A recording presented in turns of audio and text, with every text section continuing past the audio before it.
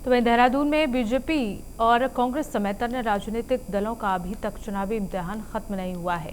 आपको बता दें कि लोकसभा चुनाव का मतदान होने के बाद विधानसभा की 2 खाली सीटों पर होने वाले उपचुनाव की चुनौती अब उनके सामने है। बीजेपी ने इन दोनों ही चुनाव के लिए कमर कस ली है। पार्टी ने बद्रीनाथ और मंगलौर विधानसभा उपचुनाव के लिए प्रभारी बना दिए हैं।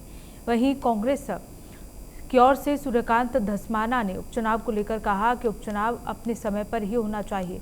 साथ ही उन्होंने कहा कि जिस प्रकार से बद्रीनाथ से राजेंद्र भंडारी को डरा धमकाकर और लालच देकर बीजेपी में शामिल किया गया, उससे बद्रीनाथ विधानसभा की जनता में काफी आक्रोश है। कुछ डेट भी घोषित नहीं किया गया, जबकि आप लोगों की लगातार हो जाएगा। 6 महीने के अंदर चुनाव का समय होता है। दोनों जगह चुनाव होगा, दोनों जगह कांग्रेस भारी मतों से जीतेगी।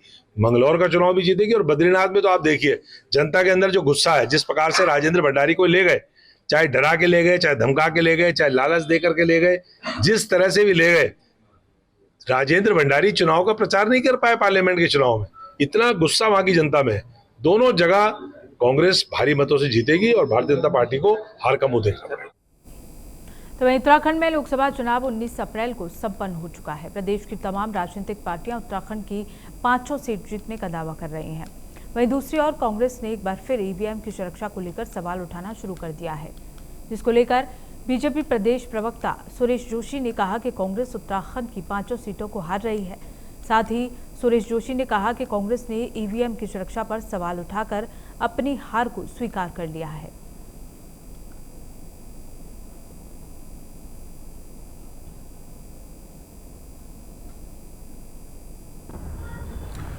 कांग्रेस पार्टी उत्तराखंड की 5 लोकसभा सीटें हार रही है, इसलिए वो हार के कारणों पे बहाने ढूंढ रही है, क्योंकि उनको पता है कि भाई जनता का समर्थन हमें नहीं मिला है।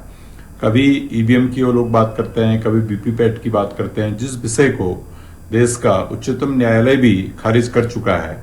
अब उन्होंने नया राग अलापना शुरू किया कि सुरक्षाकर्मी जो भारत सरकार के या उत्तराखंड सरकार के सुरक्षा बल हैं, अब उन पे अंगुली उठा रहे हैं। भाई जब स्ट्रांग रूम के अंदर पेटियां रखी जाती हैं, बैलेट रखा जाता है, तो सारे सील हो जाते हैं और उसकी जो सील खुलती है, जिस दिन काउंटिंग होगी उस दिन सील खुलेगी और उसकी पहरेदारी के लिए जो सुरक्षा बल वहां पे काम कर रहे हैं उन पर ही प्रश्न चिन्ह खड़ा करना, ये मुझे लगता है कि कांग्रेस की बौखलाहट और हार का एक सबसे बड़ा सबूत और सबसे बड़ा कारण है। पर इसके अतिरिक्त तो कुछ नहीं है, ये सिर्फ बौखलाहट है और झुंझलाहट है।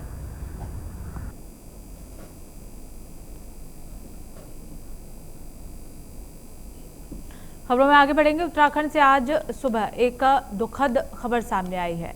आपको बता दें कि प्रदेश के वन विकास निगम के अध्यक्ष कैलाश चंद्र गहतौड़ी का निधन हो गया। दिवंगत कैलाश गहतौड़ी पिछले काफी समय से कैंसर की बीमारी से ग्रस्त थे, जिनका इलाज लगातार चल रहा था। देहरादून शासकीय आवास में कैलाश चंद्र गहतौड़ी अंतिम सांस ली। कैलाश गहतौड़ी के निधन से पूरे प्रदेश में शोक की लहर दौड़ गई है।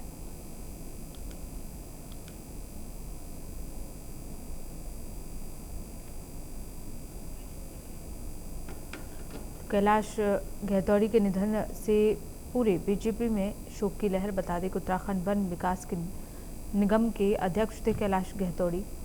उत्तराखंड वन विकास निगम के अध्यक्ष कैलाश गहतौड़ी का निधन हो गया। कैलाश गहतौड़ी लंबे समय से बीमारी से जूझ रहे थे। उन्होंने अस्पताल में आज सुबह अंतिम सांस ली। सीएम पुष्कर सिंह धामी के लिए अपनी विधायक की सीट छोड़ने वाले राज्य वन विकास निगम के अध्यक्ष कैलाश गहतौड़ी का निधन हो गया है। कैलाश गहतौड़ी लंबे समय से बीमारी से जूझ रहे थे। उन्होंने दून अस्पताल में आज सुबह अंतिम सांस ली। सीएम पुष्कर सिंह धामी समेत भाजपा नेताओं ने कैलाश गहतौड़ी के निधन पर शोक व्यक्त किया है। बता दें कि कैलाश गहतौड़ी 2017 और 2022 में चंपावत से चुनाव जीते थे। इसके बाद 2022 में ही उन्होंने सीएम धामी के लिए अपनी सीट से इस्तीफा दे दिया था। अगली खबर मंगलौर से है, जहां 2 पक्षों में मामूली विवाद को लेकर खूनी संघर्ष हो गया। इस दौरान सामुदायिक स्वास्थ्य केंद्र के बाहर 2 पक्षों में लाठी डंडे चलने लगे। वहीं मौके पर पहुंचकर पुलिस ने मामले को शांत कराया। बता दें कि पूरी घटना में 3 लोगों के घायल होने की सूचना मिली है। तो वहीं मंगलौर सीओ ने दोनों पक्षों पर कड़ी कार्रवाई करने के आदेश चौकी प्रभारी को दे दिए हैं, जिसके बाद मामले को लेकर पुलिस ने दोनों पक्षों के खिलाफ मुकदमा दर्ज किया है। तो उत्तराखंड के रुड़की में घटना में 3 लोग घायल हो गए हैं। घायल होने की सूचना यहाँ मिल रही है। मंगलौर में 2 पक्षों में आपस में खूनी संघर्ष हो गया, जिसके बाद पुलिस मौके पर पहुंची। पुलिस ने समझा बुझाकर किसी तरह मामले को शांत कराया। तो वहीं दोनों पक्षों के लोगों पर मुकदमा पुलिस ने दर्ज कर लिया है।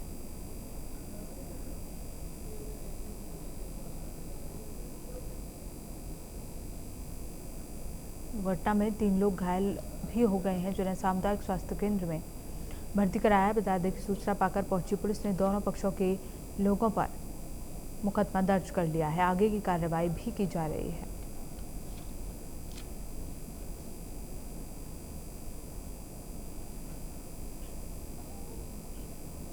तो वहीं दिल्ली में स्कूलों को बम से उड़ाने की धमकी से अब उत्तराखंड में भी पुलिस अलर्ट मोड पर आ चुकी है।